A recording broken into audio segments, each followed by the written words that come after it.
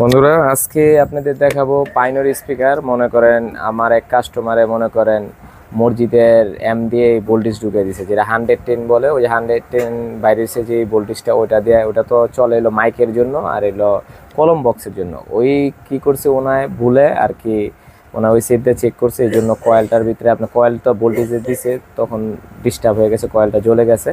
আপনার পাইনরি স্পিকার কিভাবে বানবেন, কিভাবে খুলবেন, মানে একদম সহজ পদ্ধতিতে আমরা দেখিয়ে দিতেছি। এটা অনেকে দেখায় না, এটা দিয়ে অনেক মজুরি রাখে, অনেক টাকা বিল বেশি করে, না দেখায় কাজ করে। আর আমরা একদম মানে সহজে আপনি নিজেই কয়েল বানতে পারবেন, আমরা ওইভাবে কাজ করতেছি। আপনারা দেখেন কিভাবে কয়েলটা, পাইনরি কয়েলটা খুলবেন। প্রথমে হালকা করে হিট দিবেন, এমনি আপনার যদি হটগান মেশিন থাকে, হ্যাঁ, এরকম হালকা করে হিট দিয়ে হালকা করে চারি দিবেন। এভাবে আপনাদের কাজটা ইজি হবে।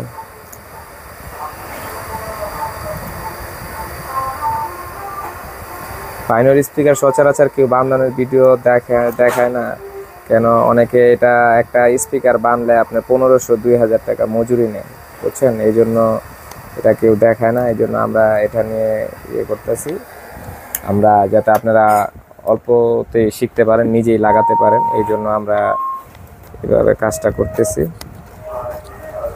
আশা করছি আপনারা এটা দেখে নিজেই করতে পারবেন।